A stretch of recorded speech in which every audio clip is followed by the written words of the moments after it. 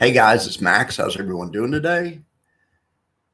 Market's been open here about 40 minutes. It's just after 9 here in Austin. I thought we'd look at Defiance and maybe some other stuff. We'll start with Defiance. Okay, here is JEPY or WDTE, formerly JEPY. These guys sold options for $15 at the 58.22 level. However, right now the market and this just quit working. Right now the S&P and this just went NA. This has been giving me problems this morning. Nothing that's my fault, but it's having problems pulling the quote on the SPX of all things. Just working on everything else. Well, let's just kind of eyeball it. Let's just look at it this way. Market's face ripping again. I'm sorry, I've been bearish because of my freaking, or cautious because of my system. But better to be safe than sorry. Discretion is the better part of valor, right? All right, well, anyway, here is, all right, there, let's try to get zoomed in so we can see what we're doing. There's today's profit box. Even though the spreadsheet's not working, you can see they're blowing up. Look at all this positive momentum. Look at this. One of my favorite signals when they get a close outside, and then especially if the very next bar is close in the same direction outside the Bollinger Bands. Lots of times, not always, that's a sign of a trend starting. And this has been a nice little, you can also say you got two of them here. You can also say the trend may have started here, but in any event, it's been a nice little pop. All right, so let's look at, I don't know why the price isn't working. Look at NASDAQ blowing up. We're way out of the profit box. Now let's look at Russell. What do I always say? It's either the weakest or the strongest on any given day, and today it's strong. But it's weaker than the other ones because it's not, it's comparatively the weakest one. Boy, Friday, it was the strongest one. So maybe the other indexes are playing some catch up. Okay, so let's try to go back to the spreadsheet. I don't know why, but anyway, we can see by the charts we don't have anything to worry about. So this full profit, $236,000 or $263. We're realizing all of it. We're up 21 cents a share on the month. Dividend estimates around 40 cents. I'll make an official estimate whenever I need to. Was that Wednesday night or Tuesday night? All right, so on these guys right here, Triple QI, they sold options at the 20,300 level. Let's see if this one's working. I bet it is. Okay, so the market's at 20,400. So they sold 20,300. Market's 20,400. Hell yeah, happy days are here again. $760,000 profit. These guys are up $1.06. And if they get it, it'll be the fifth straight profitable day. $111,000. And I don't even think I updated that today. 213. If anyone knows a formula where it adds, I just want to add one every day. Because it has to catch the latest. It's trying to catch the latest average. As soon as I put a new line tomorrow, I'll put 214 on there, and the average will be just based on 213. I'm sure there's a simple way to just plus one it every day. Anyway, if anyone knows, let me know. But look at this, $120,000 every day, and people say these funds don't make money. This includes that $120,000 average includes this $1.9 million loser. And all these other losers, and this $8.4 million loser. People say they get all the downside. They get all the downside, and they do, or they get a large majority of the downside on the way down. But the market goes up more often than it goes down. So you have to factor that in. And so anyway, 119,000. That's good to see though. $1.06. That's good to see. Dividend estimate 45 cents. I keep promising I'm going to make some better stuff up here. I've made better stuff elsewhere, though. I think you guys will see here in a second. Okay. IWMY, we looked at this one. This one was not all the way, it was not at full profits yet, but let's see what the spreadsheet says. So they sold at 22.38 strike. Market's trading to 22.32. So just like I said, they're a little bit inside. They aren't at a full profit. They're maybe at a partial profit. All right, so they're $5. They sold this option for $8. It costs $5 to buy them back. So they're going for $500,000. They're realizing about a third of that, 187,000, up 20 cents a share on the month. Dividend estimate is 53 cents. Okay, so now let me think. What else do we want to look at? USOI for Mark and for the other people too. Mark's just the one that mentions it in the comments that always thanks me for covering it. It's a badass fun. Somebody in the comments asked me today, I did a video on this a long time ago, and I just got a fresh comment, from like a 3-month-old video. And someone said he just said he liked the video. I think he said the good video. I like this, but I'm still looking at it. I'm a little bit nervous about it or whatever. So, but USOY has been out. Let's just look real quick. We'll just look real quick.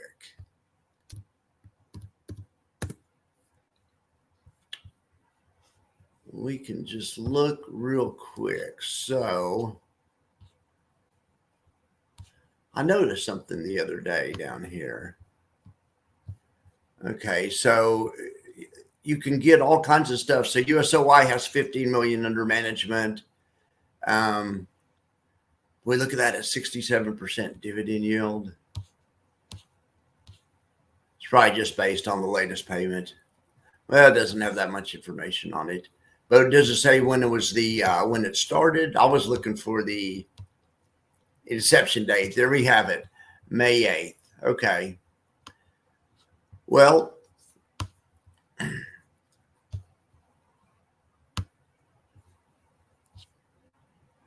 let's put on a daily chart of USOY and see if it's been a good investment. So it looks sideways on this chart, but we have to remember to check the settings and make sure to adjust the data for dividends. So unadjusted for dividends, it's not going to look very good because it's paid huge dividends, right? So even adjusted for dividends, it's still sideways, which I'd be fine with sideways. I'd be fine if covered call stocks would just go sideways forever, not lose anything, but that doesn't meet everyone's goals. A lot of people like appreciation, capital appreciation. Now, their underlying asset is oil, which, of course, which pretty much since May, if you look at the chart, the oil chart, there's May right there. We went down to 70, up to 80, down to 68. We kind of overshot there. Boom, we're going back up, maybe going back up towards 70. But anyway, you can see it's kind of a choppy chart, to say the least. But I thought I had a Coke open. Gosh darn it. Oh, well. I'll get one as soon as I get off here. I'm going to take Jack's for a W-A-L-K. He's looking at me, so I had to be sure to spell that. Then we're going to go on a W-A-L-K here in just a second. Okay, so now we're going to do let's look at YieldMax and see what YieldMax stuff is available. Well, first of all, I want to give you guys a sneak preview of the retirement simulator. I worked on it this weekend. Gosh darn it. Look at all these NAs. The NAs means something they did, not something I did isn't working. Well, maybe I'll show you later, but I did some really cool work in the retirement simulator. What is it not? I don't get it. So it's this current price thing. It's gosh darn it. It just won't pull a price for that fund. Gosh darn it. Anyway, it's a Google Sheets problem. We'll look at it later. There's some cool stuff going on in the retirement simulator. Okay, so let's see if anything is working that I can show you. Let's check out the old index buffer if we can find that. Where's that old index buffer? All right, I wish I had a Coke. I guess I could pause this and go get one. I'll let you guys look at the index buffer. I'm going to go get a Coke.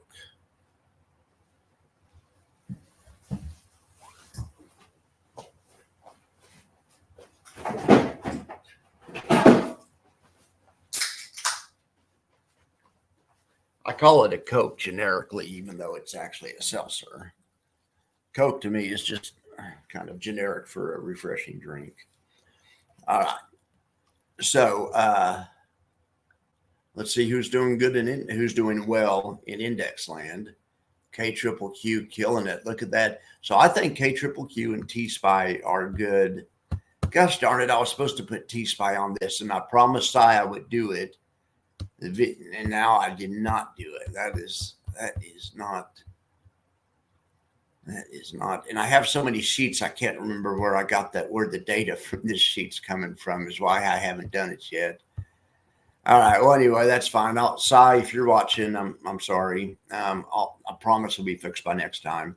Let's just do a T SPY. Let's do a manual T SPY check. T SPY is a badass fund, as you guys know, as is K triple Q. Look at that. As is a lot of funds I follow. We were just talking about, triple QY making $120,000, a day on average, including losers. This fund is just murdering it. Now let's see if dividends are turned on. When you have lower paying dividend ones like the pay 10 or 12 or something, this makes a little difference still, but it doesn't make the drastic difference it does when something's paying 50 or 60. So, on this, you really can't tell really visually with the eyes, but you do want to, I think, have the dividends data in theirs. Well, yeah, it looks a little more bullish because the dividends in there. So, all right. So T SPY is killing it. Let's see what.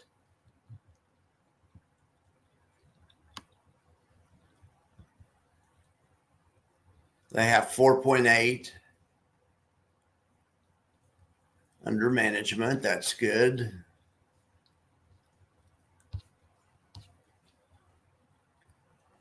Yeah, it's a good idea.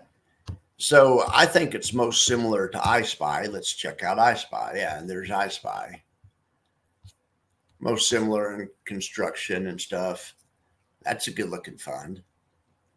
That's a real good looking fund. All right. I mean, everything's good looking when the market's at highs. Let's look at JEPQ. Let's look at YieldMax. All right. Well, let me get back on track here. So T SPY is doing well. Looks like everything's doing well. So let's look at some of these YieldMax stocks to see who's having a good day. MSTY as usual. NVIDIA up. Tesla. Look at SMCI outperforming the parent. That's SMCI and Snowy are outperforming the parent. I love to see that, as is ULTY. Well, that is awesome to see. I'll come back later in the day with more, with an actual full YieldMax update with everything. Let's go over what I have right now. Back here to index buffer land, we were talking about K triple Q. Look at QDTE killing it. Now, we would expect that if there was a big up gap in the NDX. So let's look at the NDX and see if there's a big up. Oh, and what do you know? There's a big up gap.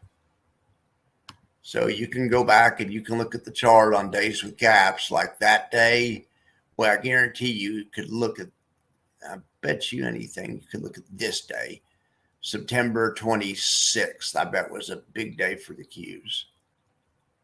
And I bet you, oh my gosh, I bet you September 19th was also. In any event, it's great to know what you own. The Round Hill funds, QDT and XDTE, they sell options, but they sell a single day option, but it doesn't last 24 hours like some of the other companies do. They sell it in the morning and let it expire 6.5 hours later.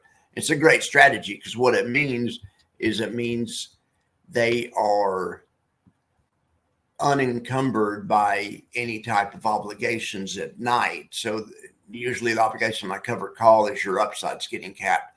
Since they're unencumbered, 8 hours out of the day. And there's been a trend, especially in bull markets, where large parts of the gains come at nighttime and after hours. Anyway, these guys are in the right place at the right time. Congratulations, Round Hill.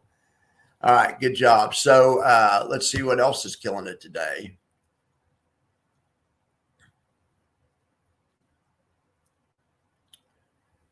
ULTY looks really good. I don't know if the new strategy's in force yet. I think it probably is, or getting close to being. I remember thinking it's supposed to be around my birthday, and it'd be a good birthday. My birthday's tomorrow, but I remember a few weeks ago thinking I'm hoping the ULTY strategy will be live by my birthday. I'm going to start generating some more content, or some different kind of content on it. All right, so now let's see what we have for single stocks.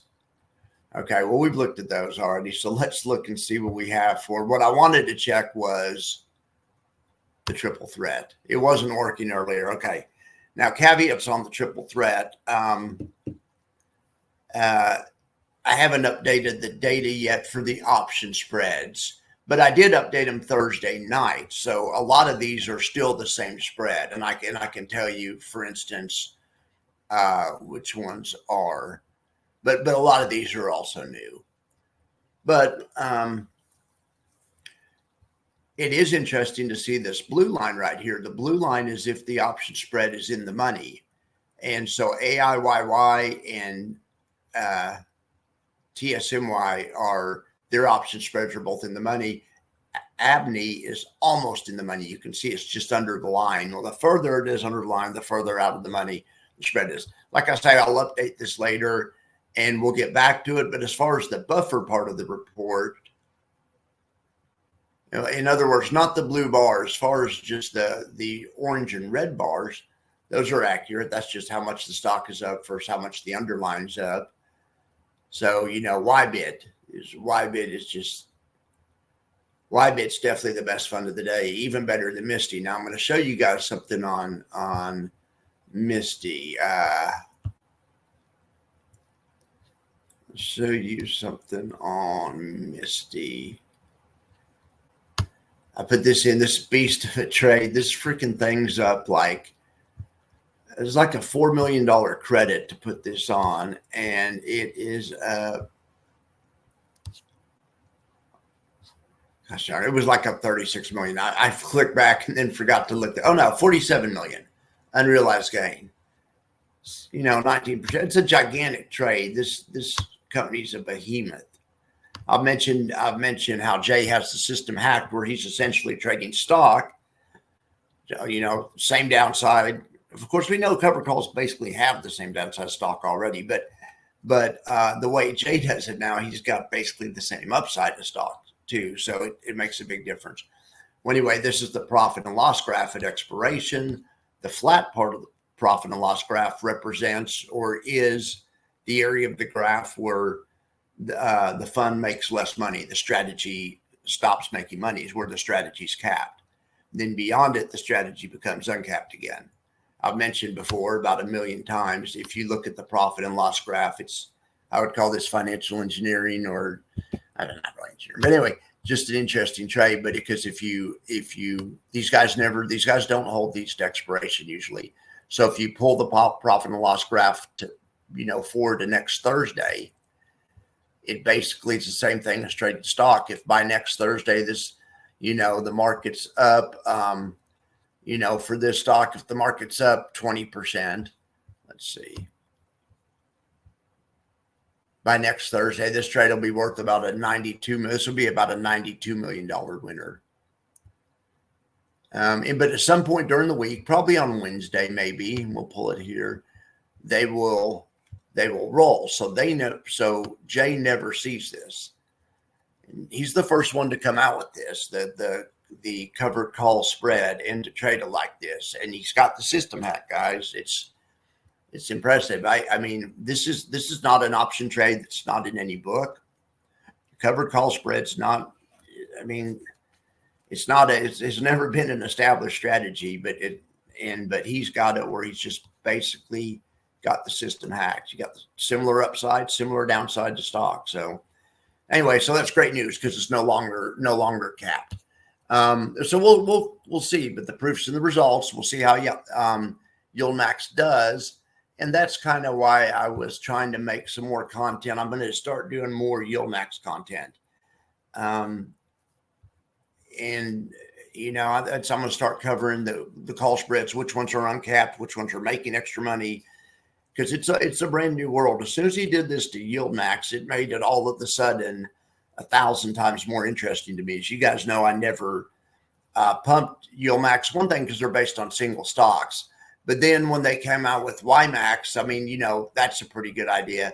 But now that they have YieldMax and he's figured out how to uncap the damn upside, he's basically trading stock.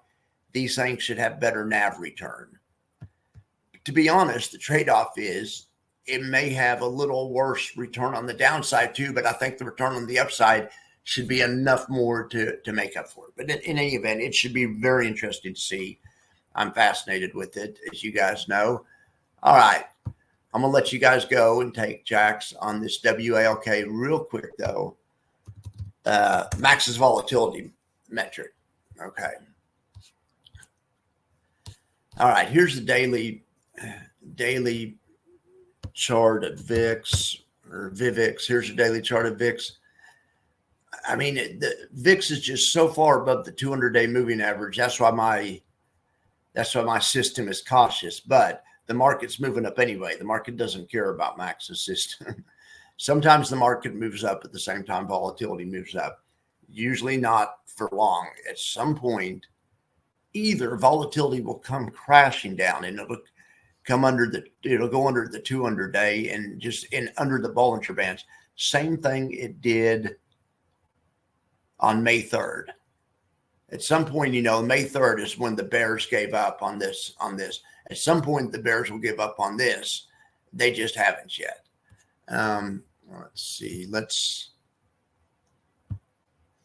Okay, so there's my, gosh, damn, that is not, yeah, it's not great. But anyway, whatever. It's probably so here's probably the real truth of the matter. My little trend following volatility system works lots of the times, but in front of an event with big volatility like a presidential election that's probably throwing things off because people are probably going to stay hedged even if the market goes up. Maybe fund managers just aren't going to take any chances. So I don't know. This only happens once every 4 years, so we'll keep an eye on it. This thing is still cautious. The system is still cautious because volatility is still elevated. So we look at 3 measures of volatility, and one of them is bullish for damn sure, or is more bullish than the other ones. That's VIX futures. But it takes 2 out of the 3 to turn this one right here. On this chart right here, these guys, VIX futures, they quit being bearish last Wednesday. But it takes 2 out of the 3 to switch it back to bullish. So it's like 3 people. I have 3 managers. One of the managers is saying bullish. The other 2 are still saying, nah, we don't know about that. So anyway, I hope you guys like that. But at the same time, I hope I don't know. I just hope everyone's hedged. If everyone's hedged, there was so much money that was able to be made earlier in the year. Even if you have an index fund, you ought to be up 15 or 20% or more, and depending on what you've been doing. If you have some of these YieldMax funds, and Defiance and mixed in there, you might even be up a little bit more. But I think a lot of my people hopefully hedged a couple of months ago in the summertime and they aren't worried about if the market goes down. I'm hoping. All right. So, but let's look real quick. Let's look at the $1 million baby.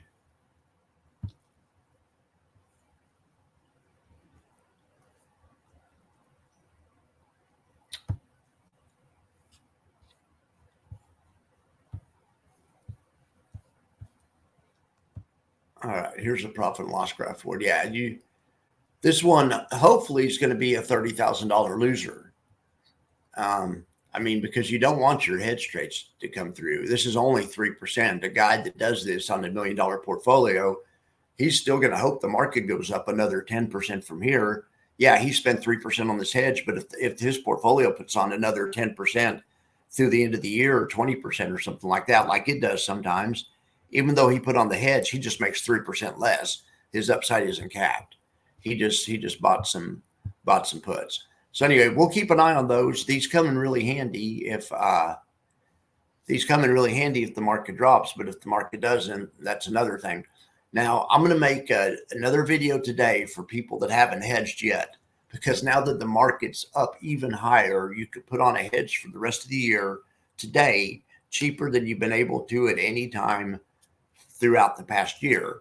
So I'm going to make some content today, and I'm also going to show how to do it on SPY and not just SPX. I showed how to do it on SPX, but then I had one of my commenters, Tom, notice that on SPY it doesn't pay as well. Well, the difference is because SPY has the premiums. SPY pays a dividend, SPX doesn't, and the SPY put options reflect the fact that SPY pays a dividend, so it makes the math a little bit different. So today I'll do $1 million baby SPY, and we'll also do it on triple Qs. So be looking for that. Be looking for that soon, guys. Okay. Well, I appreciate you all for being here. Hope I didn't forget anything. Sorry that my Max's volatility model has been sucking lately. It really came in handy back in August, but it's not been great lately. But anyway, you guys don't tune to the show for picks. I mean, I don't even believe you can time the market, but at the same time, I like to try to figure out where the market's going and try to ride the trend, right? Yeah, but I don't believe you can predict it. I'm just trying to ride the trend. All right. You guys have a good day.